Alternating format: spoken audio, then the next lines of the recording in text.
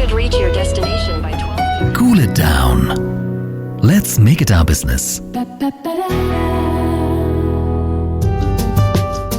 A climate podcast that's about innovators, change makers, and entrepreneurs who are taking actions, creating solutions, and inspiring many.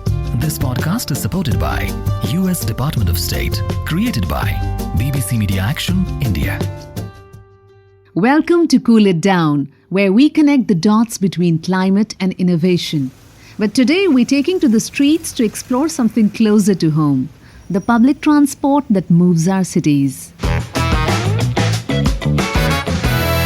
So tell me, when was the last time you took a public transport? I have not used public transport in the last 13 years. I take public transport occasionally when I'm not in a mood to drive. Seriously, whoever uses that. Yeah, in fact, I just used a local train about 2-3 weeks ago. I usually don't because it's crowded, but yeah, it's easier also to use public transport sometimes. I think more than 35. Yeah, it must be more than 35 years. I take my own car to work. My driver drives me. I take a bus to work every single day and I walk some of the distance, and sometimes I take a cab. What if I were to tell you that public transportation is the biggest coolant? You don't have to take my word for it because we have with us two incredible guests. Rupa Nandy, a leader in sustainable transportation, and Girish Nagpal, founder of Metro Ride. They'll help us explore the role of public transport in cooling down our cities. Hello and welcome to today's episode of Cool It Down. My name is Sayema, and today we are diving into a crucial conversation at the heart of our modern world, public transport and its powerful role in shaping a sustainable future for our planet. So buckle up because today we are on a journey to rethink transit and drive change for a cleaner, greener tomorrow. And we have an expert, Rupa Nandy. Rupa, thank you so much for being here. Pleasure to be here, Sayema. Rupa, I'll start right away by asking that rapid urbanization, growing economy, population, all these have contributed in the demand for transportation increased many times over in the past few decades. How does this impact climate change? So I completely agree. Indeed, rapid urbanization and growing economy has led to an increase in the impact that it has on the climate change, not from just the perspective that a higher population means a higher transportation needs, but also with economy, your per capita trip rate increases, which means that I, as an individual, am traveling more than what I did before. Right. Now, if you ask me that if all of my additional mobility needs and if all of the additional population's mobility needs gets converted to private transportation, that is privately owned cars, it has a huge impact on the climate. That is something which is unimaginable. However, if we provide adequate public transportation along with walking, cycling infrastructure and meet the last mile connectivity needs as well, Right. the impact of the climate is not going to be that much.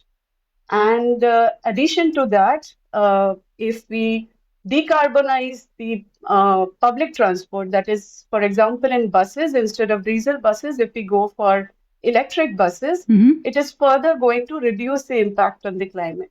So there are ways of mitigating it. It's just we have to change our perspective on how we look at it. Very interesting, Rupa. You mentioned that, the comfort and the ease, they're also as important as our mission to achieve, our objective of sustainable climate. Cooling it down shouldn't come at the cost of sections of population losing opportunity to grow and prosper. What, in your opinion, can be done to strike a balance between the two? Answer goes back to the same thing, public transportation is the biggest coolant. We don't look at it from the coolant. We look at that, okay, we decarbonize the private vehicle. We should give EVs, and EVs are very, very expensive. So that kind of takes away a certain strata of the society which cannot afford EV. Right. But we have to look at it from this perspective. There is a large chunk of the society that still cannot afford a private vehicle, That's right. even a two-wheeler. Yeah. And that is where public transportation comes. It gives a parity to the world. It treats all stratas of the society in the same way, and we should focus on making it better. We should focus on, maybe think of making it diverse, increasing the reach, providing proper last mile connectivity so that everybody is able to use it. And we have known that in many countries where they improved the public transportation, it rather led to the poorer sections of the society to come out of their houses, get job opportunities, and contribute to the growth of the economy. So it has worked in a different way and it has been the biggest coolant, I would say. You're so right, Rupa, because internationally, wherever we are traveling, public transport as the means of transportation is the best way to, travel the city. It is so comfortable that we don't even think of hiring a cab or, taking another transport. So you're so right that only if we work on our public transportation, and make it accessible to all sections of society, a lot of things would be taken care of. You have championed the use of EV buses and shared mobility. What are the challenges to these solutions, and how do you see cities overcoming them? So at the moment, if you look at electric buses or EV buses, as you said, I would say there are three types of challenges at the moment. Mm-hmm. One is technical, one is financial, and one is contractual. So financial, of course, we know that none of these public transport agencies are in a very good state of health. Electric buses are very costly. They are getting better, but they are still very costly. Contractually, when we look at how they purchase it from OEM or in the latest way, engage them in gross cost contracting, this doesn't go very well in the overall ecosystem. And of course, there are technical challenges. It is a new technology. There are anxieties amongst the adopters that how will it go? Will it really last the contractual period? What if the performance decreases? So in terms of that, I would say that technical challenges, they are gradually being catered to by OEMs. The EV buses are getting better and better over the years. Now, if we look at the first EV bus that was there more than 5 years ago, what we have today as an EV bus is much more advanced. Right. It has a much higher range. Now the EV buses are even available for 350-kilometer range for a single charge. Whereas if you look at previous generation or even the previous two generation of EV buses, they were hardly hit 100 kilometers in a single charge. So things are getting better. It will take time. We have to also understand that we can't think of OEMs as magicians who will just come up with the best technology and tell you this is the best was that I give it to you on day one. Right. So we have to give it time for technology to get better over time. Now coming to financial, I agree that it is very, very expensive. But over the time, the prices of the battery are going down, and therefore the prices of the buses are also going down. However, what has worked in the recent, or I would say about a tender 2 years back, is when a grand challenge of aggregating the demand happened. So when a city operator asks for some 50 buses versus when a whole country asks for 5,000 buses. So the price at which the OEM is able to offer you a bus differs a lot when it is a 50 versus 5,000. So that's where financially it can be taken care of by aggregating demand across levels, across city. Even the recent PM e-bus Seva scheme that came up last year, it talks of 10,000 buses across many small cities in the country. And if we are able to aggregate this, it will definitely bring the prices down. Looking into contractual, yes, government contracts especially are very, very tricky. And at the moment, as we know, all the ministries are working on something called a PSM, Payment Security Mechanism. So over the time, those things will get resolved. So there are challenges, but they will get resolved over the time.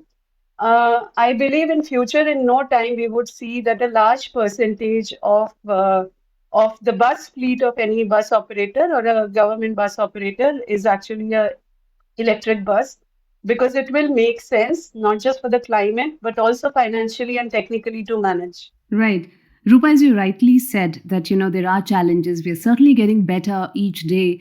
But we always talk about, talk to individuals, talk to entrepreneurs. As an individual, I am now standing at a crossroad because either I can pick the most convenient mode of travel or the most sustainable.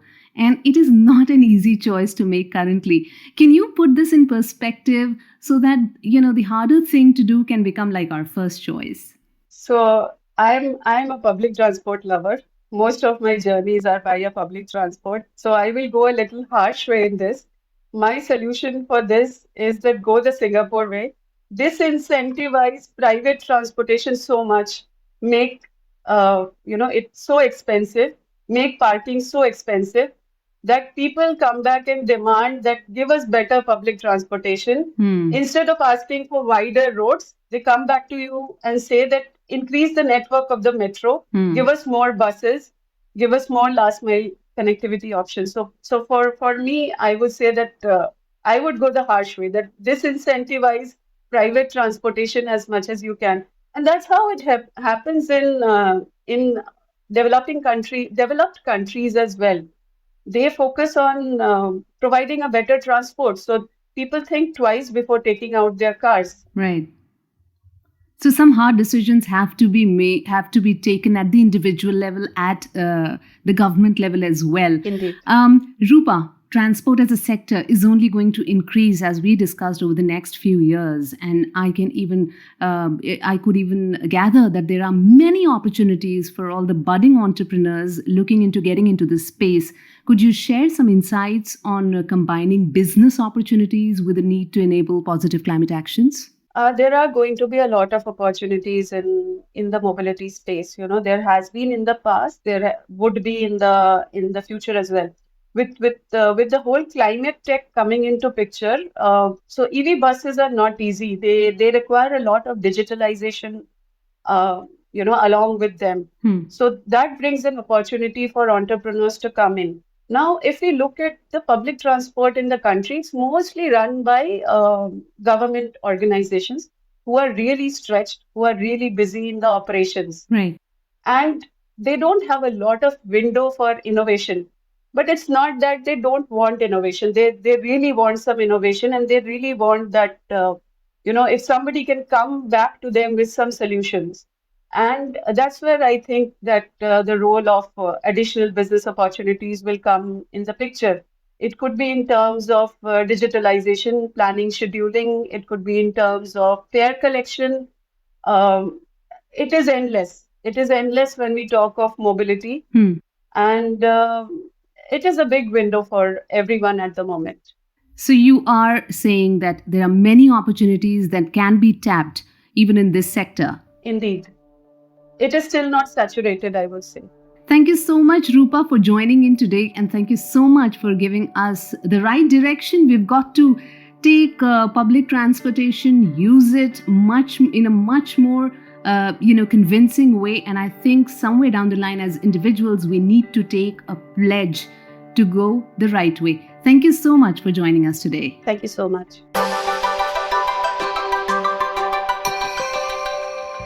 You heard why and how important public transport is to the issue of climate. And now let's hear how entrepreneurial ideas are shaping up the narrative and solving this. Let's get into a conversation with Girish Nagpal, founder of Metro Ride.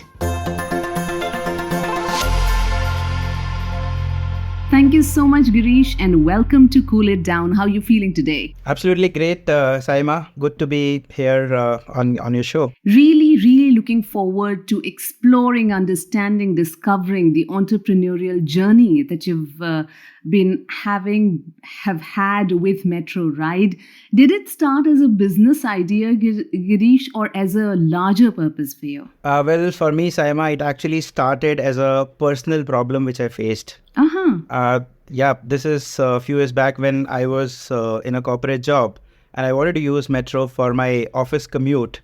And little did I know, I was so excited when the metro started close to my house. Little did I know that reaching the metro station is going to be a Herculean task. And that's where the dreams were shattered. And yeah, that was a burning thing I always had. And when I was thinking of building a business coming out of corporate, I thought, why not solve something which I really faced? And I've been always a fan of metro because it's so convenient. The ETA is always fixed, unlike any other transport modes, right? So I thought, why not me getting into it and solving it? And when I dug a little deeper, I realized that it was a huge issue, not just for a city like Bangalore, but pan India and globally.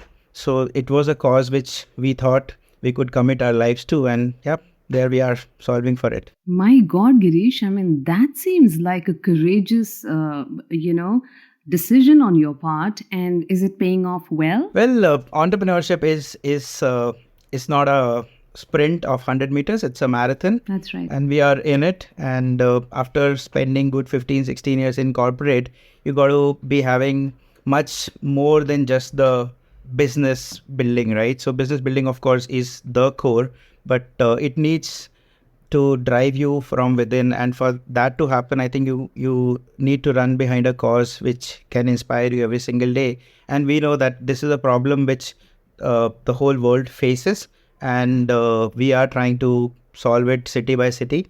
And it has been a tough journey, very frankly, sharing it with you. It's no hunky-dory business like you see the glam of the startup world. When you actually come on the field, it is not easy. You face challenges, you face failures every single day.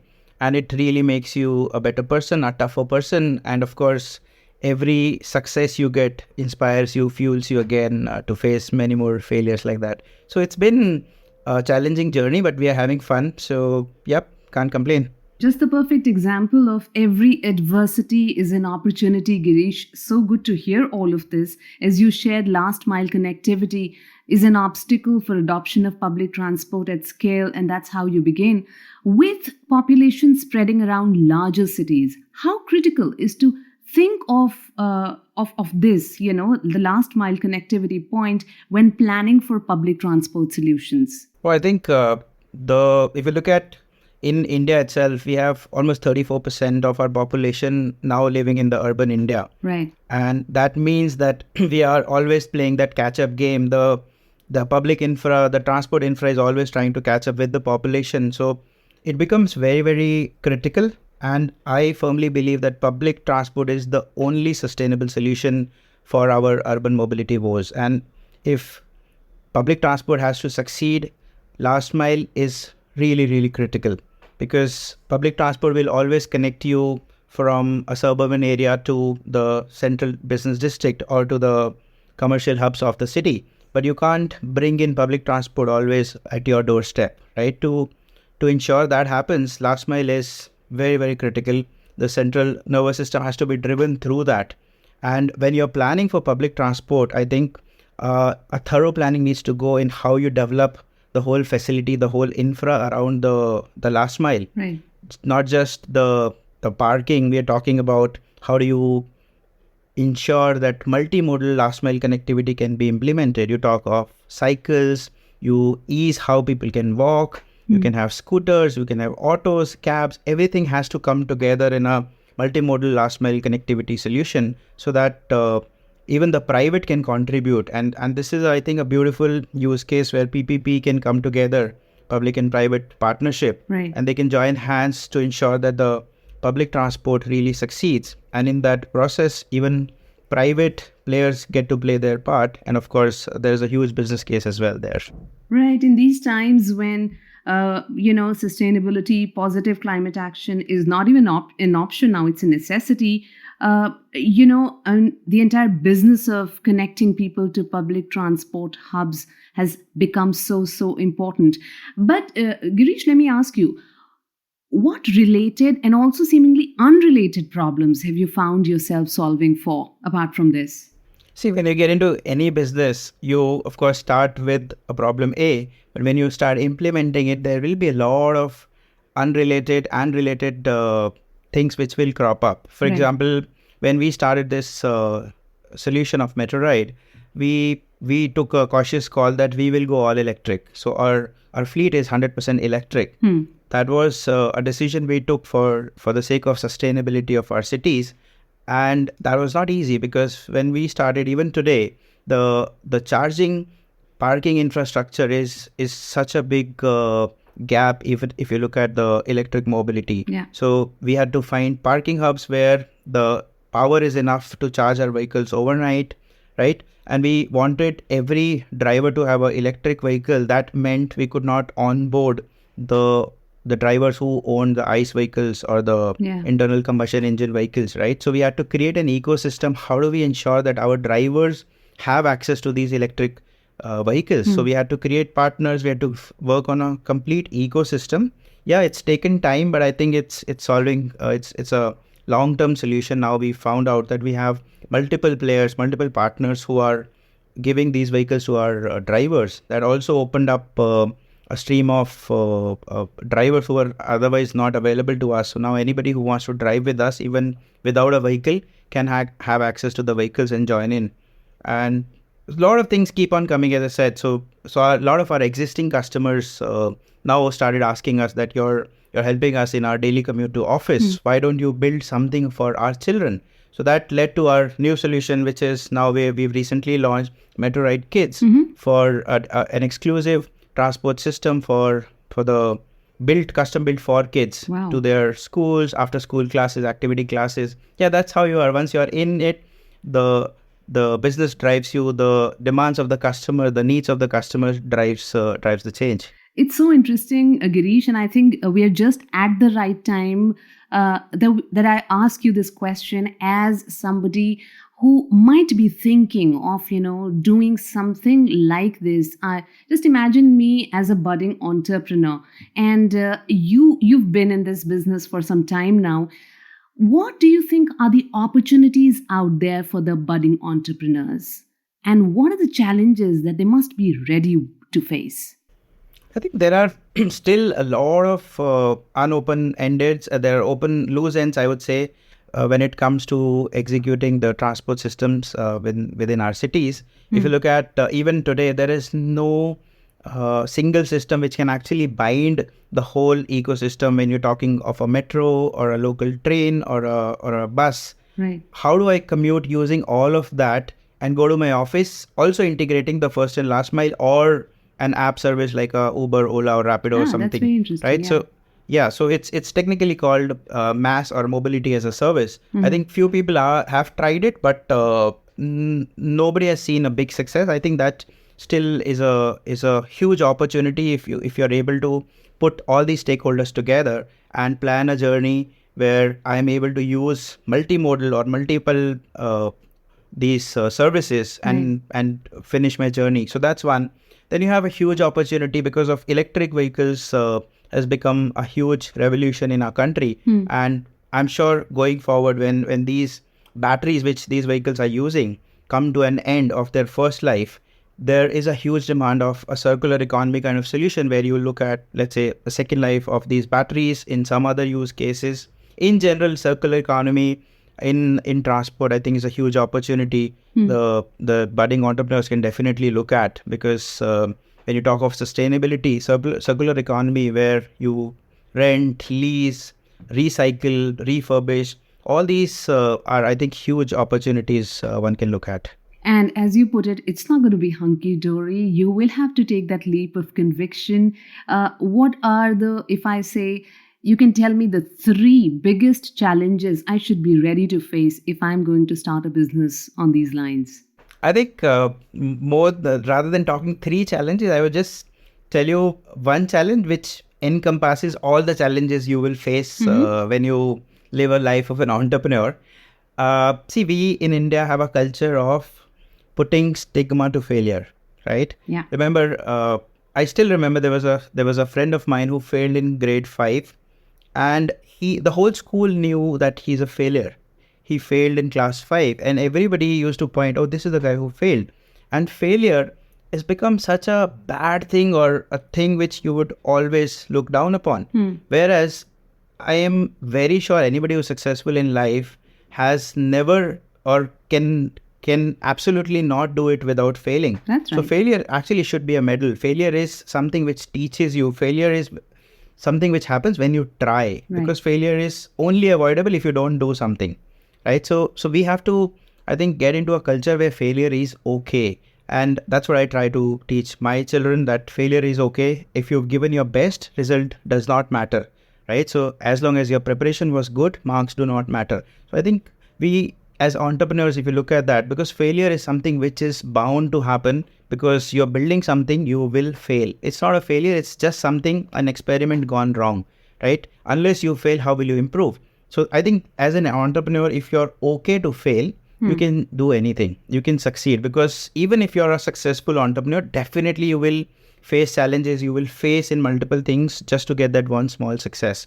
So I think that is one mantra. If you fail, you just try again. So it's nothing. So it's bigger than any challenge, because if you're okay to fail, only thing is you got to reflect. You got to analyze what went wrong and how can I change the outcome by changing the process. I think once you have that in your mindset, everything then is doable. So very well put. So failure never fails is what Girish is saying. And that's in fact the first step. What about individuals, Girish? We as individuals, we need transport. We really want to use public transport. But because of a whole lot of reasons, sometimes we are not able to. What simple, easy to adopt practices can we all build into our lives that add a little more to what you and others like you are doing to help cool it down?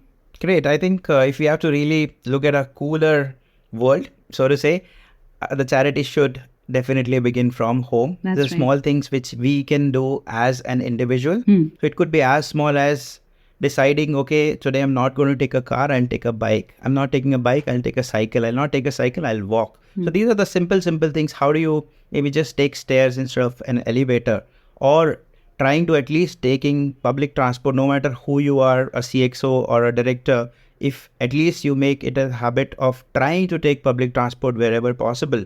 Of course, you can say government has not worked on this, public transport is inconvenient. But as an individual, if you decide, okay, I'm going to do my contribution, and that's what I think will make a much bigger impact. So you look at what can you do. So maybe buying an electric vehicle as your next car could be one. Right. So these are a few things I think if you inculcate as a habit in your day-to-day things, just minor things, you walk, you take stairs, you basically cycle, I think it's going to create a huge impact. And people who, especially if you're somebody in a senior position, if you do that, I'm sure a lot of people always watch you, idolize you. So it will percolate down and you will be able to make a much bigger impact. Yeah, I think, floating hashtags, I'm cool, I use public transport, should be encouraged, should be the way of life, because that has to be the way of life if we really want to cool it down.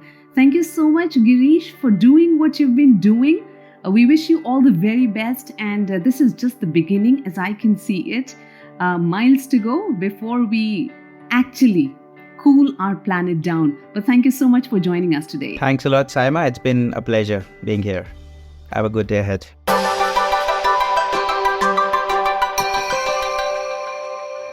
So dear you and I, because we are public, we just heard what we've got to do to cool it down. Let's make it cool to use public transport. Be the change we want to see. And hey, you with the entrepreneurial bug, get set going, because there is a huge opportunity in the mobility sector, whether it is about innovations in e-vehicles or scope of the digitization in the sector.